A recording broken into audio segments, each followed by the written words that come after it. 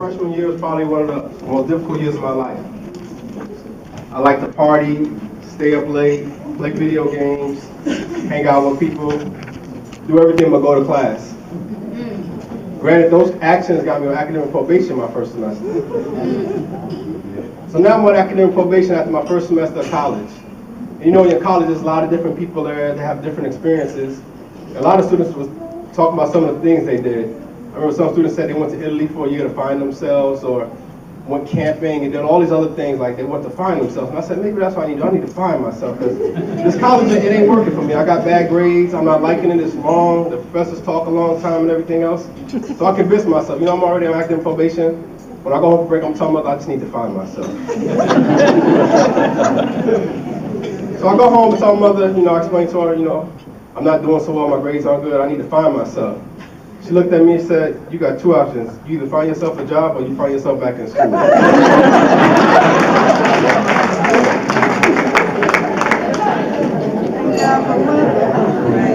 I took the option to go back to school.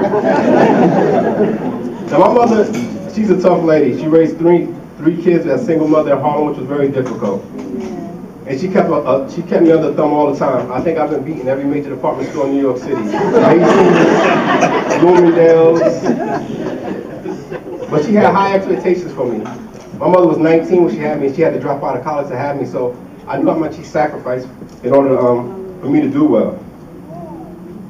So when I went through college, I went back and everything, I graduated, and when you graduate from college, it's a grind. It's tough, it's a lot of years, a lot of things. So when you finally get to that undergrad degree, the last thing you want to do is graduate. I figured, I went through all my 4 years, I got my degree. That's all I needed at this point. I didn't want to do anything else. I was frustrated.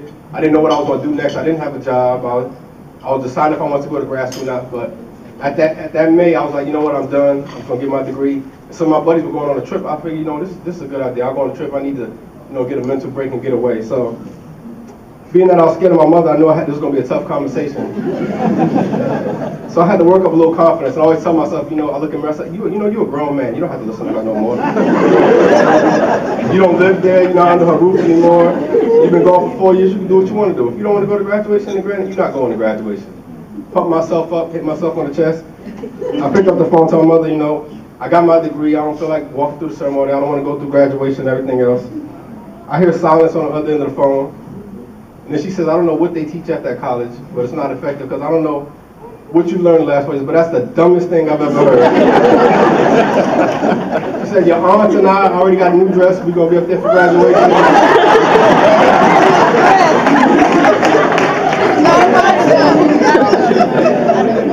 And she said, that's the end of that. So granted, I walked through graduation. But at graduation, I realized it wasn't just about me, it was about my whole family. That's right. And being a first generation college student, how much it meant to all of them.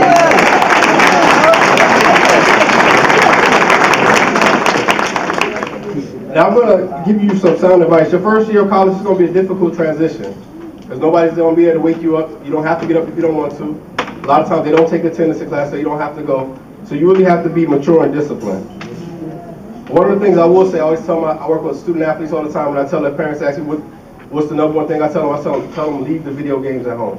Amen. And they get mad at me when I say that, but I say that because my students, I can see if they just played it once in a while, get a little break, but 1 hour of Call of Duty turns to 4 hours, turns to 6 hours, and the next thing they're not getting their work done. So I tell them to leave their video games at home, because just like Call of Duty, college is a war. It's difficult to survive. And I asked the general, because we get to meet a lot of people, I asked one of the generals, I said, what do soldiers bring to war? And he said, we only bring the things to war necessary to survive. So anything you don't need to survive, you don't need to bring to college with you. And when you think about that, sometimes I think about some of the friends I had in high school, and some of the people I hang around with, and sometimes you lose those in college. But that's good, because sometimes you grow. Because anybody that's not going to help you be positive, put you on the right direction, sometimes you have to move and leave them behind.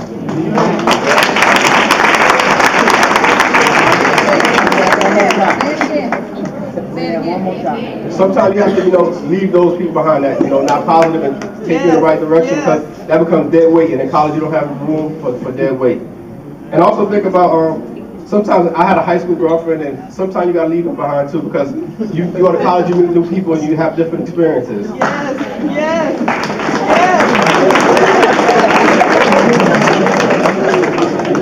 My My wife had she had a different boyfriend in high school, but sometimes you grow and learn and things happen. Lucky for her, she significantly upgraded to me. So, it could be a good thing for you to leave somebody behind. But you also have to be financially responsible. I'll give you an example. When I first got to college, they was giving out these credit cards, and I figured, that's good. Let me go grab a credit card. I didn't look at the interest rate as being 21%, so I get a credit card, and I kid you not, it took me one day to max out. It was $500. I bought a pair of Jordans, 2 pairs of jeans, a Nautica jacket, and 2 shirts. So it took about an hour to fill that baby up. But being at the time, I didn't know. I figured I'd just make the minimum payments. So I wasn't financially responsible. So then you get yourself in a hole. You know how long it took me to pay that $500 off? 7 years, and it ended up costing me $1,200. That something cost $500. So you got to be responsible. It's one of those things. If you don't need it, don't buy it. A lot of things look nice, and it's nice to have it, but a pair of Jordans ain't gonna help you graduate. A pair of headphones ain't gonna help you graduate. So those things you don't need. They look nice, but those are accessories, and those are the kind of things that you don't need. The thing you need to do is focus on your studies. Read. Get in the groups of people who are doing well in class. Don't hang out with your friend if they're not doing well. That's not good. That's 2 people who don't know what they're doing. That's the blind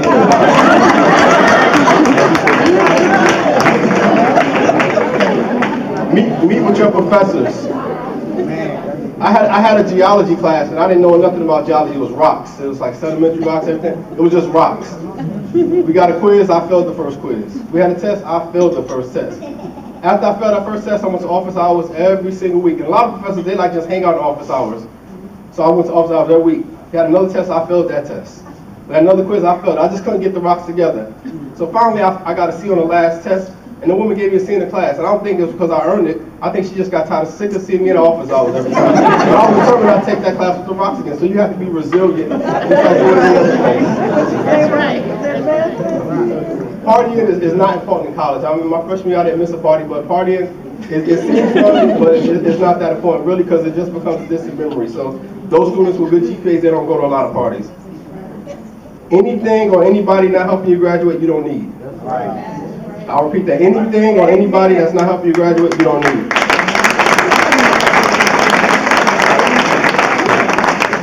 I work with students all the time, and you can tell the ones that will be successful just by their work ethic, their determination, and how much they put into their schooling. A higher GPA means more opportunities, and more opportunities mean more money. So unless you don't like money, then you don't work hard. But if you work hard, you get into graduate school, give you more opportunities, and the more money you make. So you got to remember those things. You want to come to college, hit the ground running. You want to have a high GPA, because in order to get into graduate school, you're going to need a 3-point GPA. Don't skate and do like I did and have to take your whole freshman year over again. Work hard and make your family proud. I didn't necessarily like school all the time, but I knew I didn't want to let my mother down because she didn't get the opportunity to finish school. So I felt like I let her down if I didn't finish school. So a lot of times it wasn't even about me, it was about her and setting an example for my sisters and doing the right thing. When I walked through my PhD ceremony, man, that was another thing. A PhD is another arduous process, and I was tired. I really didn't want to go through the ceremony. But my mother, she made me go through that ceremony. She said she wasn't going to miss the ceremony, and she couldn't be proud if my last name was Obama. She had a new dress again. And my aunts and cousins there. As soon as we got home, we had a barbecue. She took my degree out the thing and took it. Oh, that's mine. She just took it. No questions asked, nothing else. I said I worked hard every day. She said I worked harder than you. So I did you harder. But many before you have not had the opportunity to go to college. This is a wonderful experience, so you have to really maximize that experience.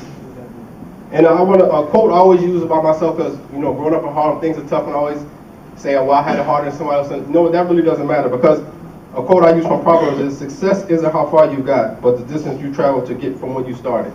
So it's not about, where you're at now, but where you started at, where you're going to finish at. So you have to keep working hard and everything else.